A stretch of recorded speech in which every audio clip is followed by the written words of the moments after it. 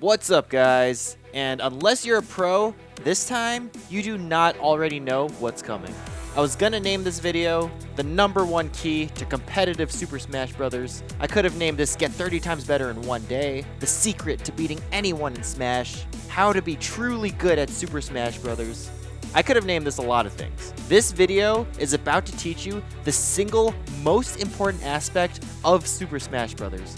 And while this channel is mostly focused on Melee, this will ring true for any Smash game out there, or really any competitive game that has ever existed. So as a pro player, I get a lot of questions about how to get better, or how to point out what they're doing wrong. 99% of the time, my answer to them is that they have what are called bad habits. I tell them that they're doing the same things over and over and I'm countering it. Naturally then, they ask, what should I do instead? Now, this question seems harmless, but it would actually take like at least 30 minutes to fully explain for just one of these habits. And there are like hundreds of situations happening every single match. Probably 100 decisions happen per stock without people even realizing it. This is usually why, if you ask top players, what should I do, they struggle to find the answer you're looking for. Now, watch this clip. In this clip, every time I attack the Marth, he rolls behind me. Here we have 3 examples of this, all taken from the same match. And each time, I run and punish it with Shine. I'm so confident that he's gonna roll that I forego any other actions and just run to that spot to make sure I can get there in time. Now, if the Marth player asked me, what should I do? The answer that I believe most people are looking for is, instead of roll, let go of your shield and forward smash. This is the simple quick answer that will beat what I am doing. But then, to counter this, I could not run past them, I could up tilt instead, I could do this, I could do that. There are a million things I could do. And not only is there drop, shield, and forward smash, but there are like 50 different options Marth could do to beat my roll read. And then I'd have to go over the 50 options I have to get around each of his 50 options. I mean, you see why this could take forever. So instead, this video will explain the concept of how to adapt. The key to understanding Smash is understanding the fact that it is a puzzle game. Yes, it is the same as finding the steps to finish a level in Portal. It's like figuring out the pattern of a Mega Man boss. It's like Phoenix Wright or Luminous. Smash is just not Metal Slug or Castle Crashers. It's not a beat-em-up game. Despite whatever 20XX has told you in the past, Smash is all about figuring out your opponent's patterns and adapting your play to take advantage of it. But enough background, now we're about to get into the meat and potatoes of things. Again, we have Fox neutral airing and Marth rolling. This time, Fox does neutral air shine pressure over and over, and Marth rolls away from it, a successful escape. So the next time, Fox says, hey, he's running away, let's make sure we get him. Now we're back at the example you saw before, where Fox reads the roll. So Marth thinks, dang it, he knows I'm gonna roll. But since he knows, that means Fox is gonna run over to this spot, so let's hit him with a move in this spot. He happens to use wave dash forward to up tilt. Shoot, says Fox, he's right behind me. I can't keep getting hit by this, but I also don't want him to roll.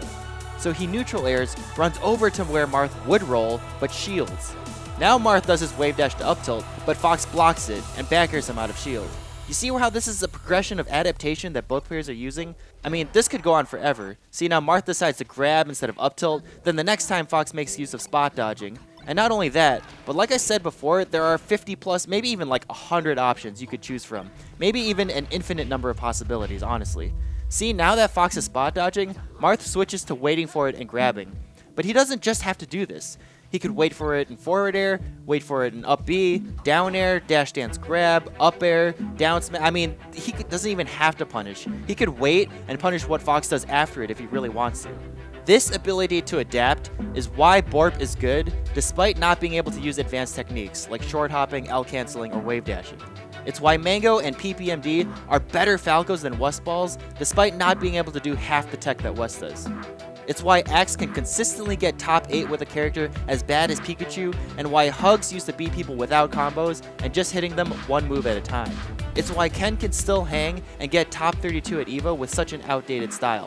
And ultimately, it's why you can't beat that one player that you hate losing to. Not because they press buttons fast, not because they're using a cheap tactic, but because they figure out the opponent faster than the opponent can figure out them. This is what makes somebody good at Melee, period. Well, Now you no longer need SSBM tutorials. You can go figure it out yourself. I mean, not really. We hand you the answers on a silver platter, but in all seriousness, that's why top players often answer your question with, "It depends," or something like that. Because you can counter everything in this game, and the counters depend on so many factors like stage position, percents, character matchups. I mean, there's just so many possibilities. If you've seen the Smash documentary, you remember that part where PPMD says that Mewtwo King always picks the best option all the time? Mewtwo King is good at finding like the best options for a situation, which can lock him into a bad mindset of, best option all the time. But Mango beats it because he knows it's coming, so it no longer is the best option. A lot of times, there's just straight up no best option. There are mix-ups on mix-ups and moves that seem bad but become good if you know exactly what's coming. Mango knows Mewtwo King wants the best option, so he says, you just do stupid things that shouldn't work. Basically, you approach him in weird way. He says it's like, you do weird stuff. He doesn't know what to do. It's a very typical West Coast player mentality. They're not really interested in dissecting the game so much as they are playing it and learning how to manipulate their opponent really well. Whereas Mewtwo King is just figuring out how to abuse the game as hard as he can. Hopefully you guys learned something. This is the key to becoming good at the game and how the pros stay on top, but you can apply this to your game right this second. It won't be easy, but just the fact that you now understand this principle means you have all the tools you need to succeed. Alright, quick announcement to everyone who has ever seen our videos or subscribed or thumbs up or commented or anything. Thank you so much. It has officially been 1 year since we started SSBM Tutorials.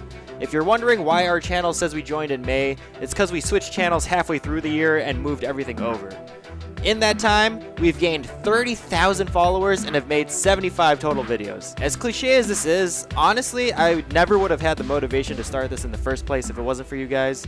So none of this could have happened, and it's all thanks to you. In the next year, I personally aim to get more people involved and aware of the competitive scene. So thank you so much, everybody, again. Special shout outs to all our donators as well. Believe it or not, this is not the most lucrative job on the planet, so every little bit helps so much. Thanks for watching, guys, and I'll see you next week.